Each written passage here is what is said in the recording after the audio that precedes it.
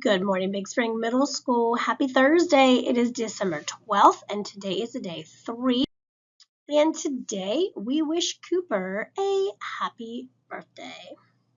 Just a reminder that Friday tomorrow morning during AM Win, our Capture the Flag event is happening with Mr. Solodisco and Mr. Trevor. So students who are participating need to check in with their homeroom teacher and then report to the gym.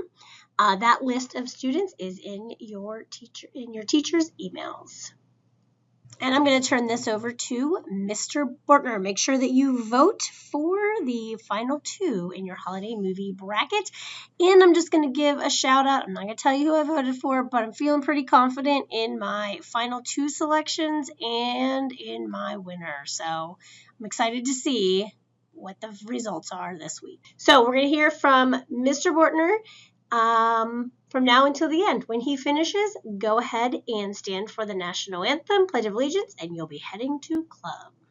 Take it away, Mr. Bortner. Students, quick announcement today because of clubs. Make sure that you're completing round 4 of the voting. This is the final 4, the semifinals.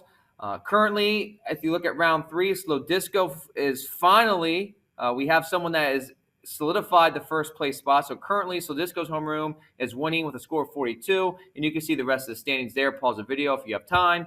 And the final 4 is a matchup between Home Alone and the Grinch in the Classic Division and the Grinch and Elf in the Modern Division. Make sure you get those selections in the Google Forms. We'll post the final bracket tomorrow. Good morning, Big Spring Middle School. Mr. Bortner here. And I took a stab at day 75, which is one of my hobbies and why I enjoy it. And so I think as most people that have had me in class, or even if you haven't, probably just know the only hobby that I have is baseball related. Everything baseball, it kind of has driven the direction of my life.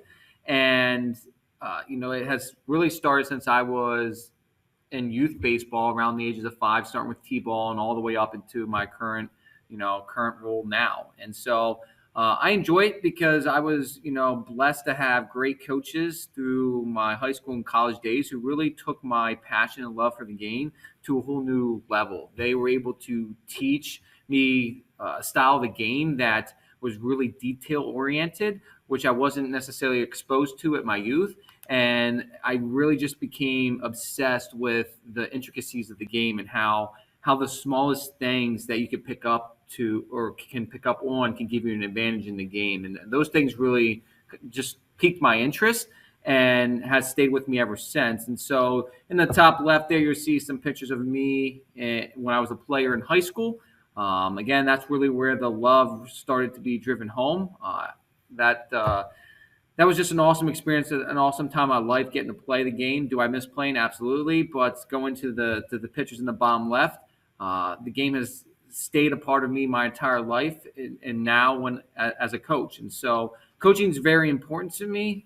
Again, I had very, very good coaches in high school and college, and they were able to mold me and shape my life when there were some struggles that I endured with my family growing up, and they were able to kind of point me in the right direction, keep me steadfast in my beliefs. And the vehicle to do that was baseball. And so I am forever indebted to those men who were able to coach me. And the only way that I could really feel that I could serve them well and to pass their image on is to simply pass that on to the players that I get to coach now. And so coaching is a very important part of my life.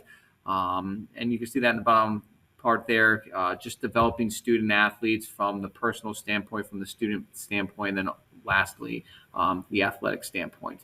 And then Mrs. Grossman actually joked around with me when I was sharing. It's like, you got to do something, creative, original. Someone doesn't know about you. And I said, well, I think I got something here. And so I don't think most people know this, but I actually proposed to my wife on a baseball field, dressed up in catching equipment and everything. It was a big ordeal. She was celebrating her birthday with my grandfather, who actually shares the same birthday as her, in the back of the picture there. And I had them throw out the first pitch, and I had, dressed up as a catcher, which is the position I played in high school. And she threw the first pitch to me. I ran out and did the whole thing, and the waterworks flowed from there. And to this day, I joke that I don't even know if I actually got the words out because I was just an absolute mess with waterworks. But I added that in there just to attach a piece of me that maybe most people aren't aware of. But again, when I say that baseball is my life and has fully been around it, it has, and I enjoy it for these reasons. And ultimately, it's why I chose to propose to my wife on the baseball field. As I was crying at that time, I told her that, I wanted her to know that even though baseball is an important part of my life, nothing's going to come. I'm not going to put anything in way of her and the family that we have now. So again, it was really emotional. I know from the outside it might not seem like that, but for me, it was a personal decision to do that, to let her know that she is above baseball in my life, because it's easy to fall to the side of that. So that's one of my hobbies, my only hobby, and why I enjoy it. Oh, say, can you see by the dawn's early light what so proudly we hailed at the twilight's last gleaming, whose broad stripes and bright stars through the perilous fight for the ramparts we watched were so gallantly streaming, and the rockets' red glare, the bombs bursting in air, gave proof through the night that our flag was still there. Oh, say does that star-spangled